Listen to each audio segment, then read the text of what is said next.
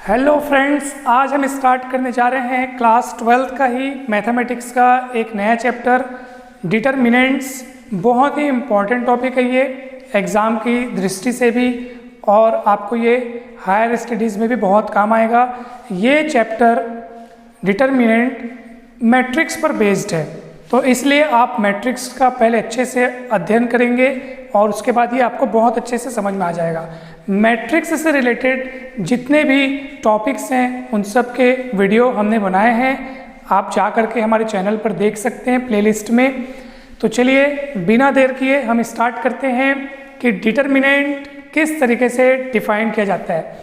जैसा कि मैंने आपको बताया कि ये डिटरमिनेंट पूरी तरह से मैट्रिक्स पर डिपेंड है, यानी मैट्रिक्स की मदद से ही हम इसको डिफाइन कर सकते हैं। तो चलिए मैं एक काम करता हूँ, मैं एक स्क्वायर मैट्रिक्स लेता हूँ। अच्छा, एक और बात, डिटरमिनेंट केवल स्क्वायर मैट्रिक्स के लिए ही डिफाइंड होता है, यानी जिसमें नंबर ऑफ रोज और नंबर ऑफ कॉलम्स क्या होने चाहिए, सेम होने चाहिए।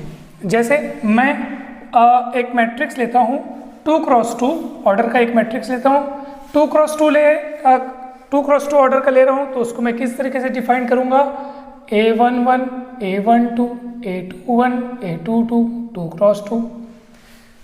ठीक है, आपको इन सब के नाम मैंने किस तरीके से रखे हैं ये आपको समझ में आ गया होगा। A11 यानी फर्स्ट रो फर्स्ट कॉलम का एलिमेंट, 12 यानी फर्स्ट रो सेकंड कॉलम का एलिमेंट, A21 यानी सेकंड रो फर्स्ट कॉलम का element, second row first column का एलिमेंट, और 22 क्यों, क्योंकि ये सेकंड रो और सेकंड कॉलम का एलिमेंट है। तो ये मैंने यहाँ पर मैट्रिक्स को लिखा हुआ है 2x2। अब इस मैट्रिक्स का डिटरमिनेंट हम किस तरीके से डिफाइन करते हैं, तो मैट्रिक्स ए का डिटरमिनेंट हम लिखेंगे determinant DET, determinant of matrix A, या उसको हम इस सिंबल से लिखेंगे। ध्यान रहे ये सिंबल आपको मॉड के जैसा नजर आ रहा है। मॉड के जैसा क्या, मॉड का ही सिंबल है, बट इसका फंक्शन, इसका जो वर्किंग है वो मॉड फंक्शन जैसा नहीं होता है। अभी मैं आपको इसको एक एग्जांपल से समझाने का प्रयास करूंगा। तो इस तरीके से हम इस मैट्रिक्स का डिटरमिनेंट को लिखेंगे और ये ऐसा आप लगा लेंगे और इन्हीं एलिमेंट को आप यहाँ लिख देंगे A11, A12, A21, A22। और फिर अब सॉल्व कैसे करना है, अब उसको हम देखते हैं। तो सबसे पहले आप ये डायगोनल एलिमेंट्स को मल्टीप्लाई कीजिए, A11, A22, माइनस करके आप इनको मल्टीप्लाई कीजिए, A21, A12। सो इस तरीके से आप डिटरमिनेंट कैलकुलेट कर सकते हैं किसी भी मैट्रिक्स का। जैसे मान लीजिए मैंने एक मैट्रिक्स लिया 1 2 3 4 और इसका डिटरमिनेंट निकालना है मुझे। ठीक है, डिटरमिनेंट को आप ऐसे भी लिख सकते हैं, तो मैं ऐसे लिख देता हूँ 1 2 3 4, और फिर जैसे कि मैंने आपको बताया पहले इनको इंटू कीजिए, तो 4 1 4, 3 2 6, ये हो गया -2। सो आप देख पा रहे हैं कि डिटरमिनेंट जो है किसी भी मैट्रिक्स का डिटरमिनेंट एक्चुअल में एक न्यूमेरिकल वैल्यू एज्यूम करता है, यानी न्यूमेरिकल वैल्यू होती है उसके पास, जबकि ऐसा मैट्रिक्स के पास नहीं होता है। मैट्रिक्स को हम इसी रूप में ही लिख सकते हैं, उसको किसी नंबर के रूप में हम नहीं लिख सकते। मैट्रिक्स ऐसा ही दिखेगा, और डिटरमिनेंट आपको एक एक्सप्रेशन, एक पॉलिनोमियल या एक फंक्शन या एक कोई न्यूमेरिकल वैल्यू, कोई नंबर के रूप में आपको दिखाई दे सकता है। सो अगर हम डिटरमिनेंट को डिफाइन करना चाहें तो ऐसा कर सकते हैं कि every square matrix can be associated to an expression और a number and which is called determinant of that matrix.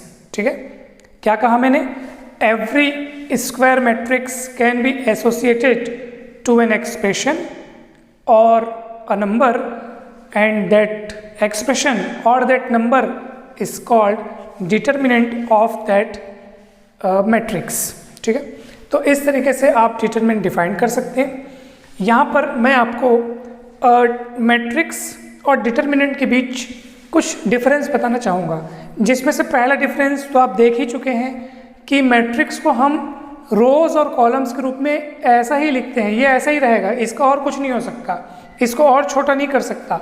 लेकिन डिटरमिनेंट क्या होता है, कोई एक आपको एक छोटी सी कोई एक वैल्यू देगा। ठीक है, तो ये पहला डिफरेंस हुआ। दूसरा, मैट्रिक्स में मैट्रिक्स का साइज जो है यानी मैट्रिक्स का ऑर्डर जो है वो कैसा भी हो सकता है। यानी रेक्टेंगुलर मैट्रिक्स भी आप पढ़े होंगे, सुने होंगे, देखे होंगे। स्क्वायर मैट्रिक्स भी आप देखें, यानी मैट्रिक्स में number of rose and number of columns same हो भी सकते हैं, नहीं भी हो सकते हैं, ठीक है। लेकिन डिटर्मिनेंट में नंबर ऑफ रोज और नंबर ऑफ कॉलम सेम होने चाहिए, क्योंकि डिटर्मिनेंट तो डिफाइंड ही किसके लिए किया जाता है, स्क्वायर मैट्रिक्स के लिए ही डिफाइंड किया जाता है डिटर्मिनेंट। तो ऑब्वियस सी बात है कि डिटर्मिनेंट में number of rose and number of columns क्या होंगे, हमेशा सेम होंगे, और मैट्रिक्स में ऐसा जरूरी नहीं है, ठीक है। तो ये दूसरा डिफरेंस था। तीसरा डिफरेंस मैं आपको बताने जा रहा हूँ वो ये है कि जैसे मान लीजिए आपके पास ये मैट्रिक्स है, अगर मैं इसका ट्रांसपोज निकालता हूँ, ट्रांसपोज ऑफ मैट्रिक्स, ट्रांसपोज क्या होता है आप जानते होंगे। मैट्रिक्स के रोज और कॉलम्स को आप अदला बदली कीजिए, इंटरचेंज कीजिए, 1 2 3 4, जो रोज में थे वो कॉलम्स में आ गए और जो कॉलम्स में थे वो रोज में चले गए, ठीक है। तो अब मैट्रिक्स का आपने ट्रांसपोज यहाँ पे पता किया, मैट्रिक्स का ट्रांसपोज। अब मैं आपको बता रहा हूँ कि किसी भी मैट्रिक्स का ट्रांसपोज निकालने से जो नया मैट्रिक्स प्राप्त हुआ है आपको, तो वो नया बोलने का मतलब उससे कुछ अलग हो गया है ये, यानी ये दोनों मैट्रिक्स अलग अलग मैट्रिक्स हैं, ठीक है। जबकि अगर आप डिटर्मिनेंट निकालेंगे तो इस मैट्रिक्स का भी डिटर्मिनेंट उतना ही आएगा सर जितना कि इसका आएगा, यानी कि 1 3 2 4 का भी डिटर्मिनेंट निकालोगे आप तो आंसर उतना ही आएगा। तो मेरे बोलने का मतलब ये था कि अगर किसी डिटर्मिनेंट में आप रोज और कॉलम्स को इंटरचेंज करते हो तो डिटर्मिनेंट की वैल्यू में कोई फर्क नहीं पड़ता है, लेकिन मतलब वही डिटर्मिनेंट आपको प्राप्त होगा। मगर यदि आप मैट्रिक्स में रोज और कॉलम्स को इंटरचेंज करते हो तो आपको कुछ नया ही मैट्रिक्स प्राप्त होगा जो कि पुराने के इक्वल नहीं कहा जाएगा, ठीक है। तो ये रहा डिफरेंस मैट्रिक्स और डिटर्मिनेंट के बीच। तो 2x2 डिटर्मिनेंट को कैसे सॉल्व करते हैं वो अभी आपने देखा। आइए अब मैं आपको बताता हूँ कि 3x3 डिटर्मिनेंट को किस तरीके से सॉल्व किया जाए। चलिए इधर देखते हैं हम। मैं यहाँ पर कोई मैट्रिक्स लिखता हूँ। सबसे पहले 3x3 का A11 A12 A13 A21 A22 A23 A31 A32 A33, ठीक है। तो चलिए इसका डिटर्मिनेंट कैसे निकालेंगे।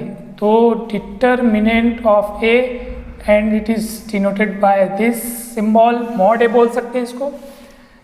तो चलिए मैं इसको लिखता हूँ A11 A12 A13 A21, 21 क्यों, क्योंकि सेकेंड रो का एलिमेंट है, फर्स्ट कॉलम का है।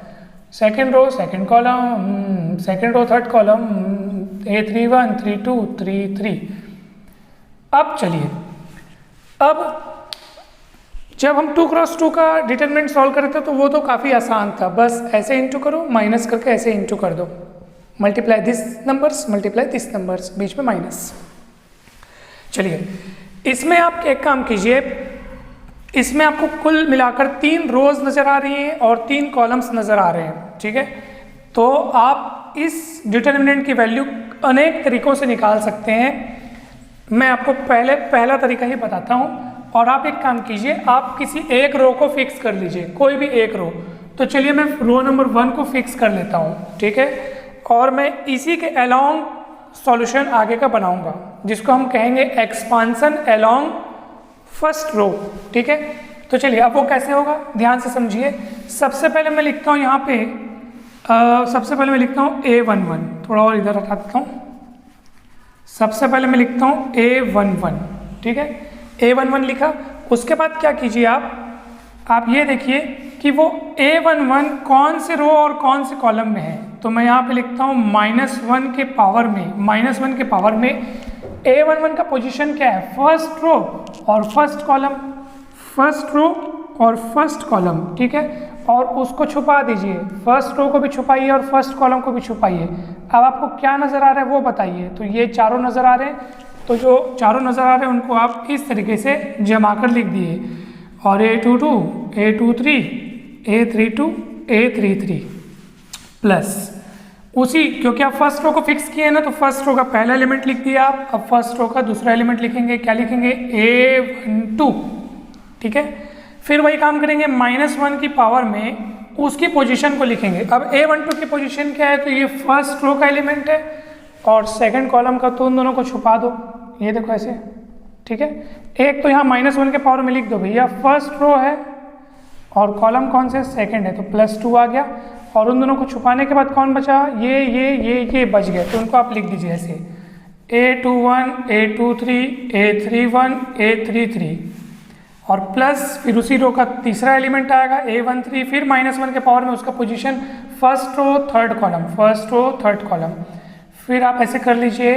और अब इसको छुपा लीजिए, A13 को छुपाइए, कहाँ गया A13, जिस रो में है उसको छुपाओ, जिस कॉलम में उसको छुपाओ, तो ये 4 बच गए, उसको लिख दो A21, A22, A31, A32। और फिर आप ये तो 2 क्रॉस 2 वाले डिटर्मिनेंट में कन्वर्ट हो चुका है, तो आप इसको सॉल्व करना जानते हैं, इसको मल्टीप्लाई कीजिए, इसको मल्टीप्लाई कीजिए वही वाले नियम से, फिर बीच में माइनस रहेगा। और -1 के पावर में 2 यानी इवन नंबर है, तो -1 के पावर में 2 यानी कि वापस वो 1 होगा, -1 के पावर में 1 + 2 यानी 3 है, तो ये -1 हो जाएगा, सामने साइन चेंज हो जाएगा, ये -1 के पावर में 4 है, तो ये वापस प्लस हो जाएगा। तो आप इसके आगे की कहानी को आप आसानी से सॉल्व कर सकते हैं। मैं एक एग्जांपल लेके आपको बता देता हूँ। हाँ, खास बात अब मैं आपको बताने वाला हूँ वो ये है कि ये जो अपन ने इसको सॉल्व किया है, ये जो हमने यहाँ पे काम किया है, वो एक्चुअली में किस तरीके से हम इसको पुकारेंगे, किस तरीका इसका एक्सपांशन कहेंगे, वो हम देखते हैं। तो आप गौर से देखिए यहाँ पे कौन कौन से मेंबर्स आपको नजर आ रहे हैं, A11, A12, A13, ये तीनों नजर आ रहे हैं, A11, A12, A13, तो और जो कि किसके एलिमेंट है, फर्स्ट रो के एलिमेंट है। इसलिए हम कहेंगे कि ये एक्सपांशन जो हुआ है, इस डिटर्मिनेंट का आंसर निकालने के लिए आपने जिस तरीके का एक्सपांशन इस्तेमाल किया है वो फर्स्ट रो के अलोंग हुआ है, इसलिए हम इसको कहेंगे एक्सपांशन अलोंग फर्स्ट रो, ठीक है। तो प्रश्न ये उठता है कि क्या दूसरी किसी और रो का इस्तेमाल करके हम एक्सपांशन कर सकते थे क्या? तो इसका जवाब है यस, हम किसी और रो को भी ले करके इसका उसका डिटर्मिनेंट का एक्सपांशन करके सॉल्यूशन निकाल सकते थे। मैं आपको उसके लिए भी बताता हूँ कि कैसे होगा। अच्छा, रो में ही नहीं, आप ये कार्य कॉलम में भी कर सकते हैं, किसी भी कॉलम के अलोंग आप एक्सपांशन कर सकते हैं, किसी भी कॉलम के अलोंग एक्सपांशन करके इस डिटर्मिनेंट की वैल्यू निकाल सकते हैं। चलिए मैं उसको भी बता देता हूँ। इसको जल्दी से आप अपने कॉपी में नोट कीजिए, वीडियो को भले पॉज कर लीजिए, लेकिन ये काफ़ी इंपॉर्टेंट चीज़ें हैं। चलिए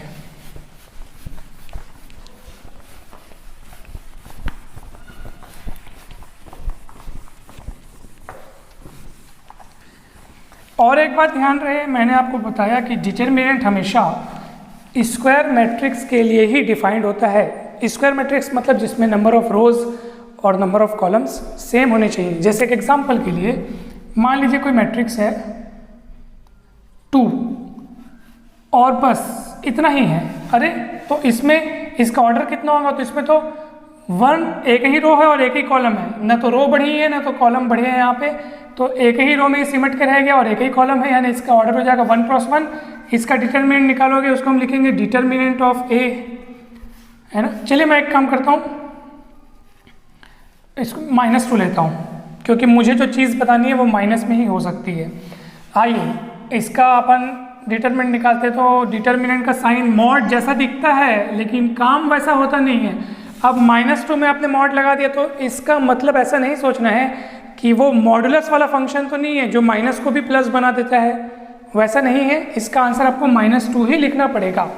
न ऐसा ना कीजिए कि -2 का +2 कीजिए, मॉड तो है, मॉड है लेकिन वो मॉडुलस फंक्शन वाला मॉड नहीं है, डिटर्मिनेंट के कारण जो डिटर्मिनेंट का जो सिंबल है ना वो वाला है, तो इसको खास ख्याल रखेंगे आप लोग।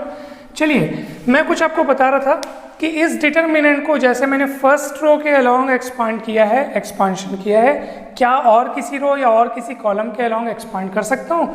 तो यस, चलिए मैं सेकंड रो के अलोंग आपको एक्सपांड करके आपको दिखाता हूँ, ठीक है।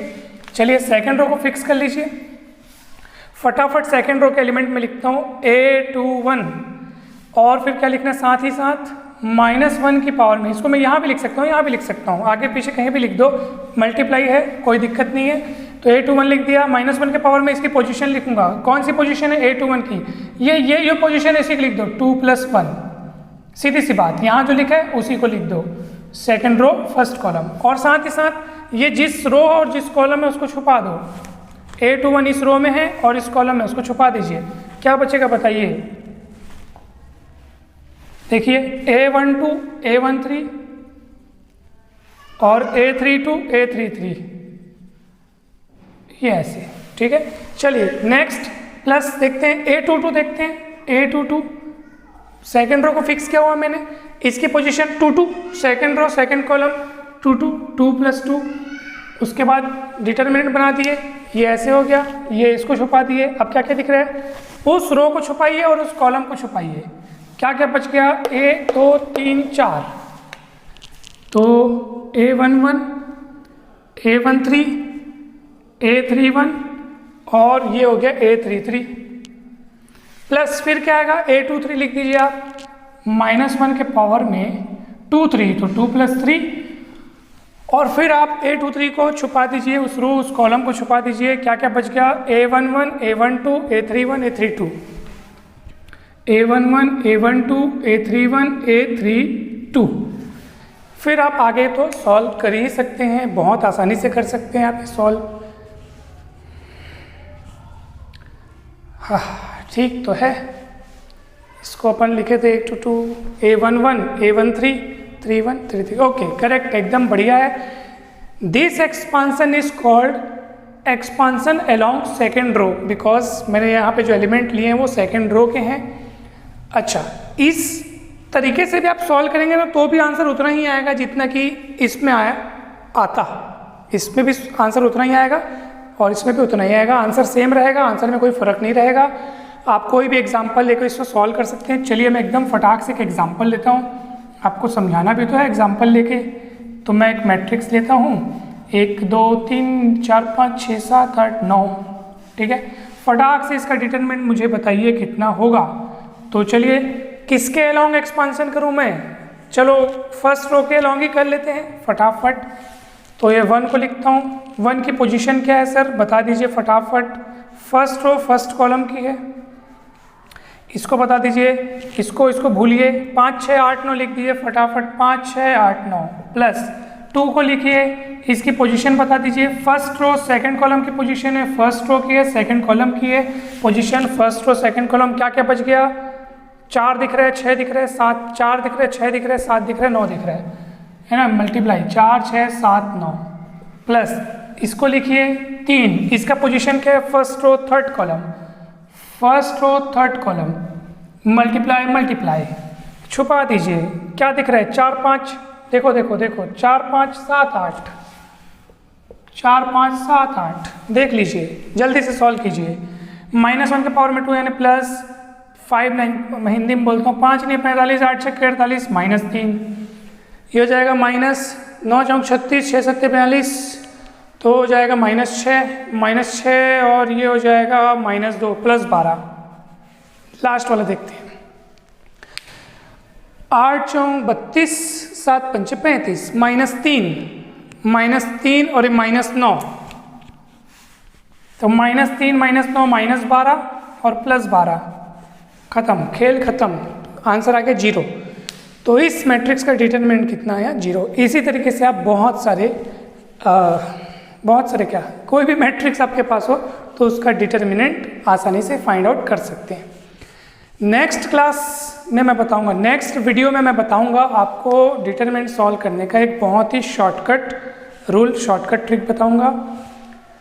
लेकिन आपको ये वाला मेथड को भी बहुत अच्छे से फॉलो करना है, काफ़ी इम्पॉर्टेंट है। ये आज तो डिटरमिनेंट का पहला वीडियो था और इसके बाद डिटरमिनेंट के और कुछ डिटेल्स प्रॉपर्टीज़ भी हैं इसके, वो भी अपन पढ़ेंगे। आशा है आपको ये बहुत अच्छे से समझ में आया होगा।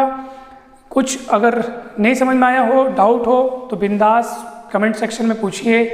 वीडियो अच्छा लगा हो तो ज़रूर लाइक करें और फ्रेंड्स के साथ वीडियो को शेयर भी करें। चैनल को अगर अभी तक आपने सब्सक्राइब नहीं किया है तो ज़रूर सब्सक्राइब करें और बेल आइकन को ज़रूर प्रेस करें।